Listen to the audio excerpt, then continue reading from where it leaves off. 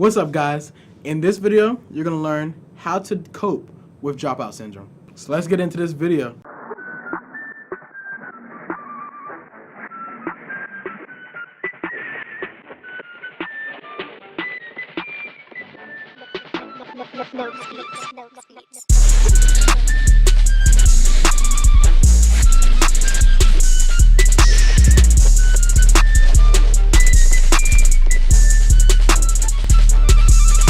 What's up, guys?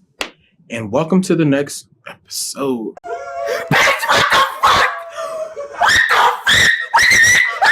So, in this episode, as you can see by the title, it's saying how to cope with dropout syndrome. Now, for those of y'all just like, what is this? I'm going to explain it to you in this video, so stay tuned and watch to the very end.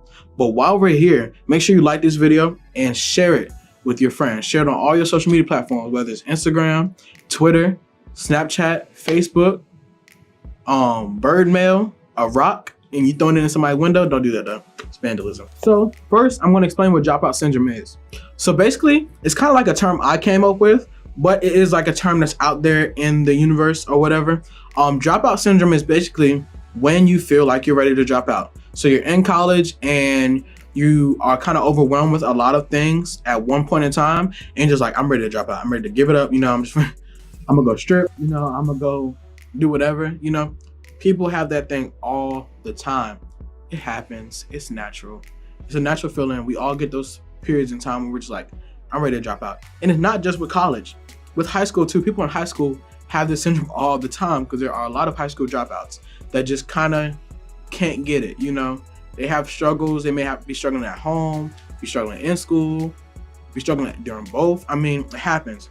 So, I'm going to give you some ways to cope with this, because there are ways that you can cope with having dropout syndrome, because it is a serious thing, because it can really mess up your whole process, mess up your whole plan to start a career. You know, there's many careers these days where you can't get it without going to college and getting a college education.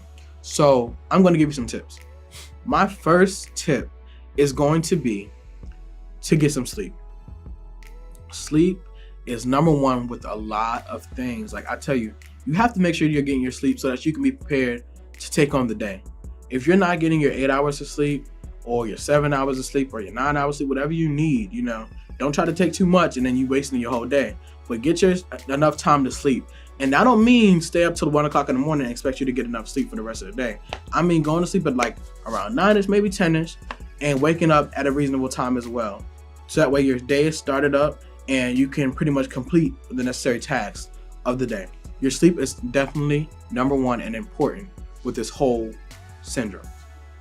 Number two way is probably what I deem as a most important way. Even though sleep is definitely important, this one is really, really, really, really important to me, because I had to do this at one point to really reevaluate my mind, in a sense, because you kind of get in the mindset when you get into dropout syndrome. It's just like, oh, I can't do this anymore. You know, it's overwhelming. I can't take it. I got to get out, you know.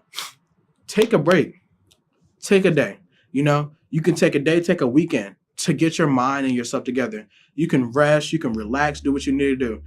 If you take it during the week, make sure you prioritize correctly. And I always say prioritize, but please make sure that you prioritize correctly. If you got a test that week, if you got like a big homework assignment that's really a big part of your grade, a quiz, anything like that, prioritize that as first priority.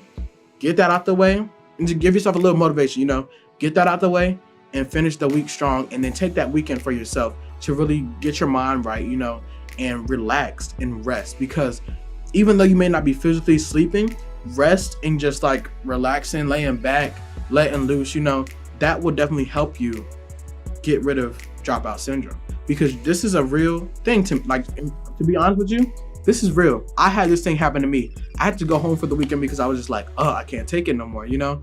It got like, everything was just getting overwhelming. And me doing YouTube, like, you know, you kind of get discouraged at times because things don't work out right. But I had to take a weekend, went home, rest, relax, renewed my mind, came back ready to start again, to get motivated, to get hyped, to be the best, you know, and finish strong. Because I came to college to get an education, and that's exactly what I'm going to get. And if you come to college, you come to get an education, come to have fun too, because college is fun. It's a great experience, and I definitely encourage you all out there to take college seriously. You know, if you are in high school right now and you're like, "Oh, I don't want to go to college," consider it. You don't have to go to college. It's not a mandatory thing, but please consider it. And it's kind of hard to get here if your financial things aren't in order, but if you work hard enough and you actually want it, you can do it, and I believe you can do it. My third and final tip to this whole coping strategy process is going to be take advantage of physical wellness. And I'm going to really kind of elaborate on that. Physical wellness is basically making sure your outer and kind of inner body is good. So that means eating healthy, working out. If even working out doesn't even have to be a lot. You know, people be taking working out to be like, you got to lift all these weights and do all these push-ups, and you don't have to do all that. You can just take a walk around campus, take a walk to the store and come back. You know, you don't even have to buy nothing. Take a walk, drink water, bruh. Cannot stress that enough. You need to drink water for your overall wellness, whether it's skin care, hair care, all that stuff like that. Take some water and drink it. Please take some water and drink it, because water is important. People be drinking juice and drinking soda all the time and don't drink water. You're not getting hydrated from that, you know? You're not going to be good. Your insides are going to start working against you at some point. You need to drink water to renew and refresh your insides. Make sure you're eating healthy, or just eating a balanced meal, you know? Every meal needs to be balanced, where it's like a certain amount of vegetables, a certain amount of carbs, a certain amount of protein.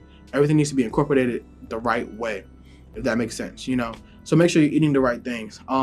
And with working out, if you do choose to work out, if you take advantage of the gyms in colleges, this is my main thing. Most colleges have a gym on campus that you can use that's free, quote unquote, because it's incorporated with your fees for your tuition. Take advantage of that gym. I take advantage of the gym, and I go to the gym almost every day. You know, take advantage of your gym on college. That will definitely help with your physical wellness. This is the end of the video. Comment down below your favorite tip I mentioned in this video. Click all the links below. It's all my social medias. I'll make sure you like this video. Share this video with your friends, your family, anybody that may want to see it. And also subscribe to my channel if you have not already. Hit the notification bell, and I'll see you in the next video. Peace. Perfect.